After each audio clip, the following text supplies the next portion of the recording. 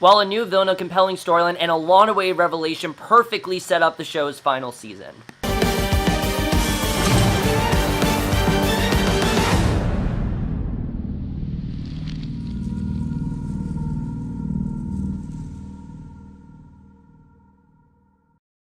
Hey guys, remember the season premiere, the final season of Teen Wolf, Season 6, Episode 1, Memory Lost, and what a perfect title, because damn was this a good premiere. I mean, I was a little bit worried, I'm not gonna lie guys. Going into this season, I was worried. You guys know I loved the first half of Season 5, and then the second half I thought was extremely rushed. I thought there were way too many plots to juggle, and the show just couldn't handle it. There was just simply too much going on, and it was just too much to handle, and I was worried that this season was going to be the same way. However, when I found out this was the final season, I thought that that was the perfect thing for the show to do, because honestly, it has come clear to me since Season 4 that the show is kind of running out of ideas, and I feel like it is the right thing to end the show now. Plus, the show is called Teen Wolf, and I don't really think it can go beyond senior year. It seemed like things are wrapping up, and what a great start to the final season this was. I mean, this season, to me, seems like it's going to be very different than any other season we've had. We've got a really nice mystery going on. We've got some really heartbreaking stuff.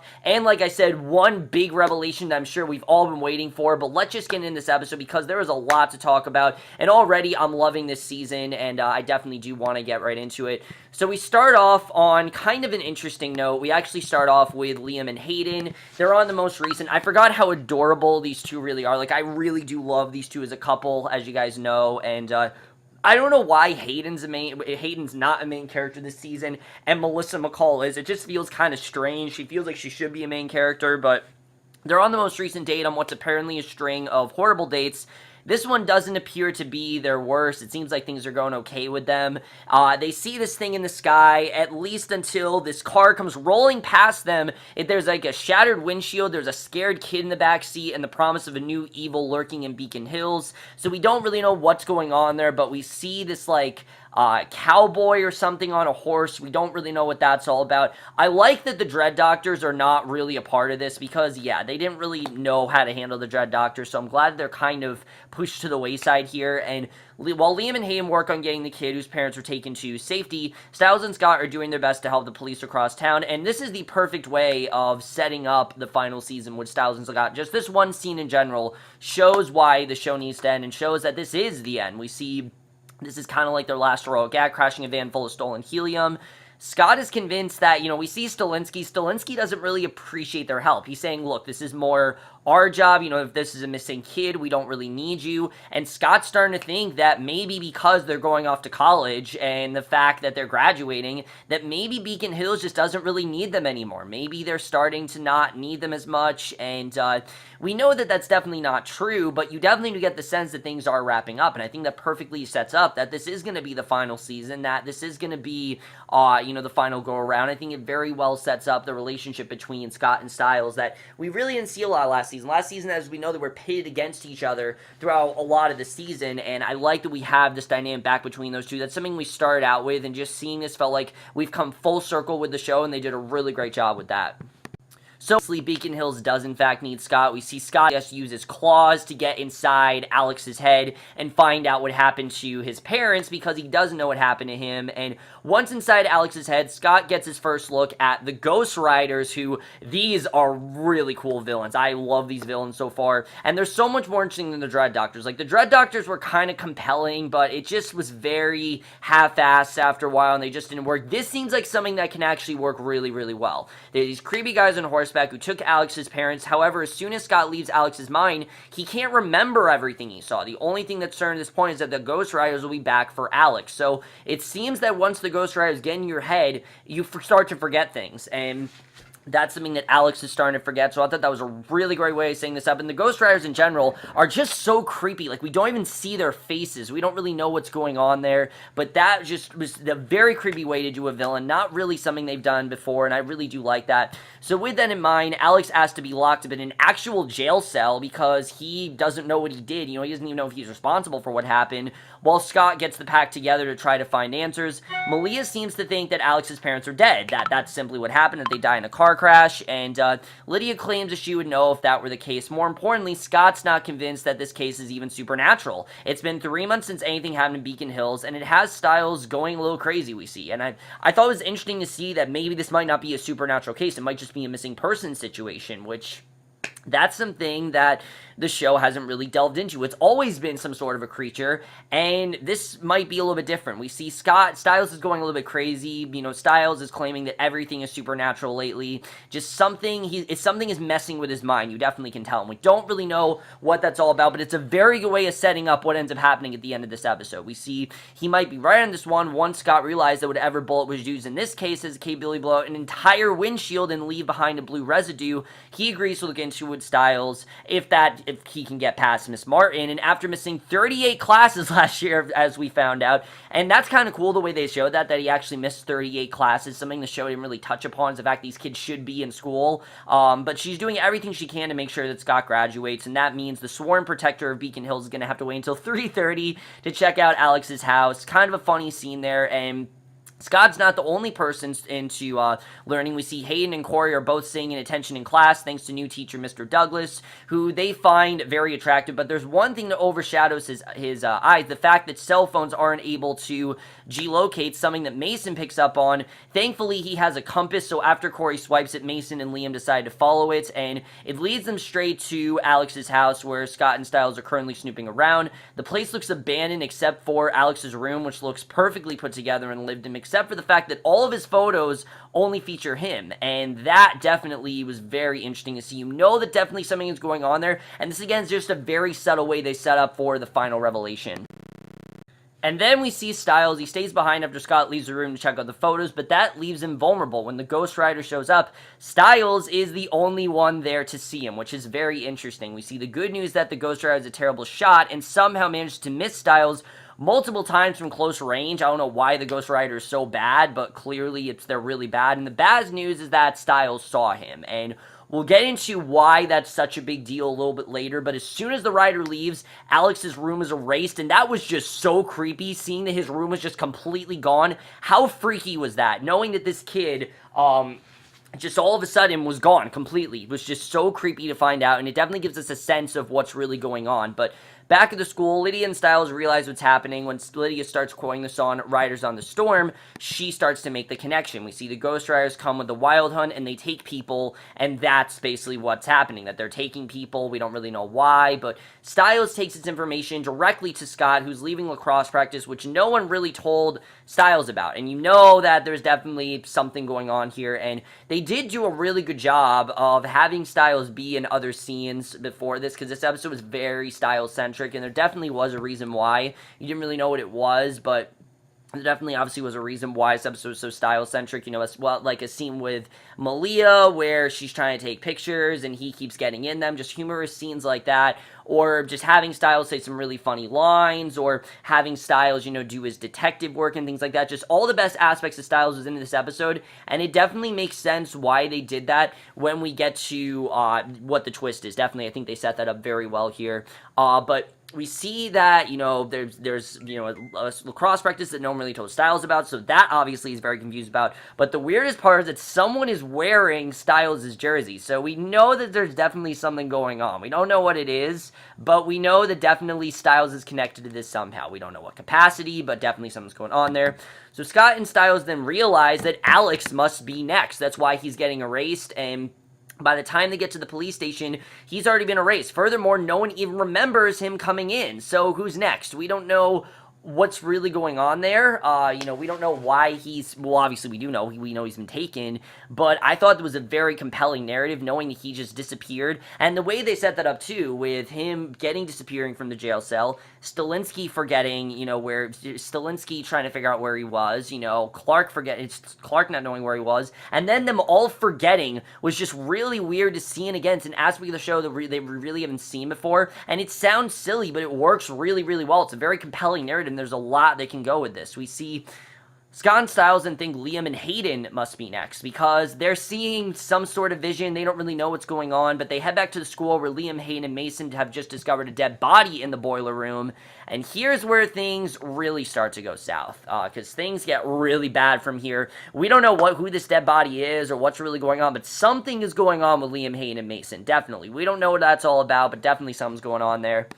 But then here's where things start to get really bad. Scott and Stiles separate, and before Stiles can say something to Scott, the True Alpha says that one thing that ensures Stiles will be taken, and that's tell me later. Now, we don't know what that's all about, but we know that tell me later, he's telling Stiles that something is going to happen there. We don't really know what that's about. I forgot to say, we did get a humorous scene with Liam, kind of a humorous scene, but kind of not, where Liam is talking to Hayden and Mason, and they're kind of talking about what's going to happen after everyone graduates, because they really are going to need someone like Scott. They don't really know how the pack's going to be able to go on, and Liam's saying, oh, I can be the alpha and everything. And it's a humorous scene, but then it turns kind of bittersweet, because the question is, can Liam really be that alpha? Is he really ready to be? I mean, he's a good beta, definitely. He's good at what he does, but is he really ready to be the alpha? That's something we don't really know, and I think it's something that the season is really going to tap into, is Liam really ready to be in Scott's position? Because he says he wants to be, but does that mean that he's really going to be? I mean, for all we know, it could end the season, and Hayden could be in that position. We don't really know. Well, definitely a thing that's going to be interesting to see. But just like that, after we see the scene, everyone starts to forget Stiles. We see first Mrs. Martin doesn't recognize him. Then it's Liam, Mason, and Hayden acting like Stiles doesn't even go to their school. And then, they're asking him who he is, why he doesn't go to the school. And yeah, it was very quick, but it made sense why they had to do this. And I'll get into that. But worst of all, Stilinski doesn't even recognize his own son. Probably the hardest scene to watch this entire episode is seeing Stiles go to Stilinski. Stilinski saying, what's happening to you, saying his name, and then him saying, oh, how can I help you, son? Just realizing that he's forgotten his own son. Very sad to see, and it shows why Stilinski is going to be a main character this season, because Stilinski is a main character, which I feel like they've been wanting to do for a while, so I'm glad that he is a main character. But Stiles calls Scott in a panic, only to hear his best friend ask him, who's this? Like, he doesn't even remember who Stiles is. The only person that seems to remember is Lydia. The moment that Malia forgets Stiles, Lydia realizes what's happening. She runs to find him, and then we get the scene that I know everyone's going to be talking about. Anyone that watched this episode, this is what we've been waiting for, and I myself have been waiting for this. Just as she promises not to leave him, the Ghost Riders arrive. Stiles leads Lydia to Roscoe, but before he starts the engine, he realizes no matter what he does, he's going to be taken. There's nothing he can do about it. The Ghost Riders are going to get him no matter what. And we get this brilliant exchange between Lydia and Stiles that I really feel the whole show's been building up to, where Stiles says that she's going to forget him, she says she won't, he says that she will, and he tells Lydia to find some way to remember him. Then we see Stiles tells Lydia that she was the first girl he ever danced with, and the girl he had a crush on freshman, sophomore, and junior year. She's a girl who saved his life, and he saved hers, and he finally tells her the three words we have been all waiting for, and that, of course, is, I love you. He finally tells her he loves her, and it's this great moment. He said it seconds before he's taken, and yes, she might not forget, she might not remember this, but finally he's come clean to her. This is something that he has been wanting to do for seasons, and you can make the argument that, yeah, he was with Malia, and maybe they had a relationship, but I've always thought that that was temporary. That was Stiles. He was with Malia because he couldn't be with Lydia at the time. Lydia was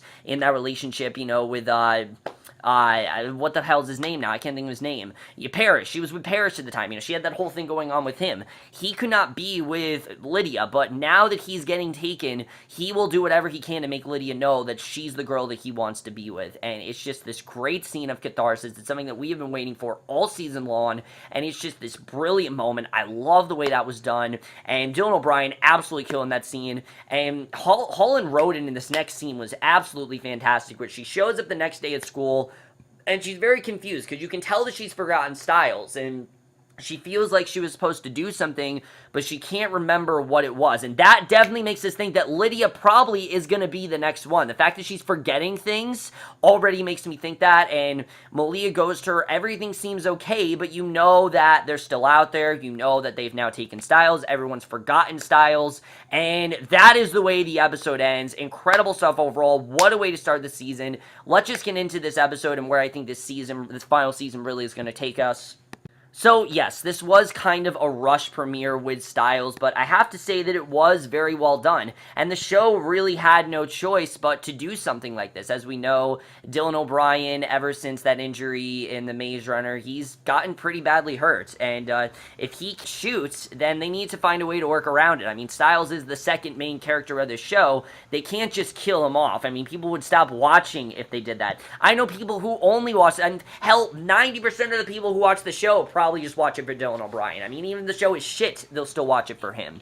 And I'm not saying the Teen Wolf was ever shit. I mean, season 4 definitely wasn't the best. That still, I think, is their worst season.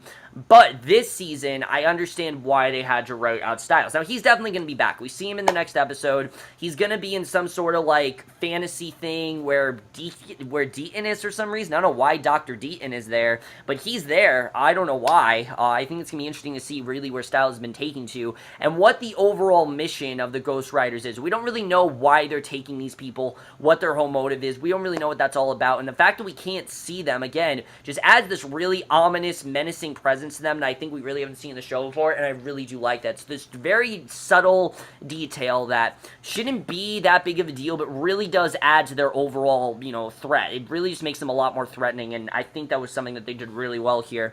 Now, as far as Alex goes, we are going to see Alex again, I'm sure. He's been taking the same place as Stiles has, and I think that Alex is going to be a big part of the season. He knows a lot of information. Something is definitely going to happen with that.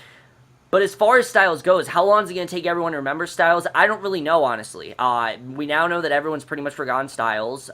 He's going to come back, definitely, but how do they remember someone? How do they undo this? That's something that we don't know, and I like the uncertainty. I like that right now there isn't any sort of answer. We don't know how Stiles is going to come back. We know he's going to come back into fruition. I mean, they're not going to get rid of him, obviously. They didn't kill him off, but for right now, he's kind of gone from the main plot of the show, and we don't really know where that's going to go. I think that's going to be very interesting. But the more interesting part of this is that Stilinski, Melissa, and Chris Argent are now all main characters, which I think has definitely been a long time coming, so that's definitely interesting to see what's going to happen with that. And it makes me think that something is definitely going to happen that's going to involve Chris Argent. I don't really know what that's going to be.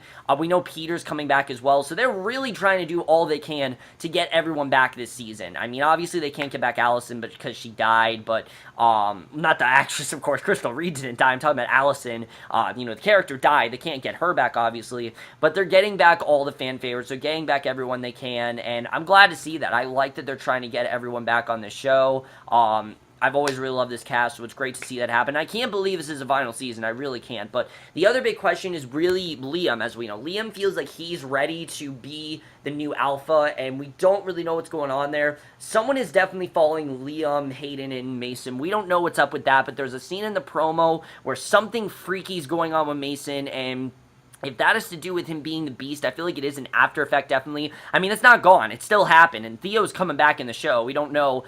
I don't know why he's coming back, but we'll have to see. That's going to be interesting to see what ends up happening with Mason and what's really going on with him. But I definitely feel like it's an after effect of what happened when he was the Beast, because we know he was the Beast and everything, so I don't really know what's going to happen with that. That's going to be very interesting.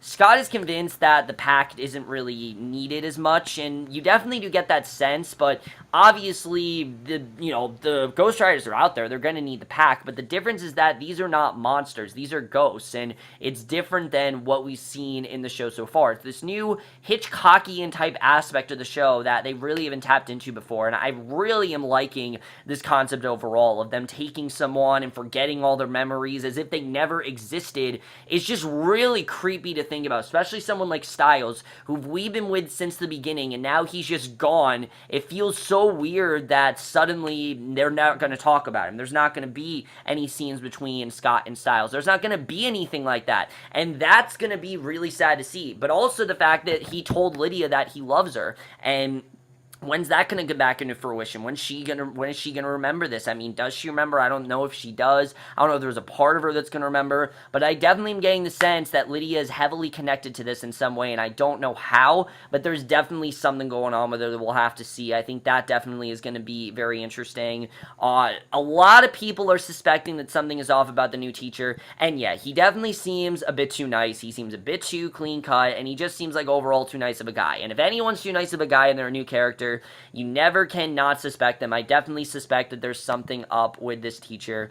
What? I don't know, but there's definitely something going on there, and I don't really know what it's going to be, but I think that overall is going to be very interesting, and what exactly is going on with him is something that I'm definitely interested in seeing, is what exactly is happening with Mr. Douglas.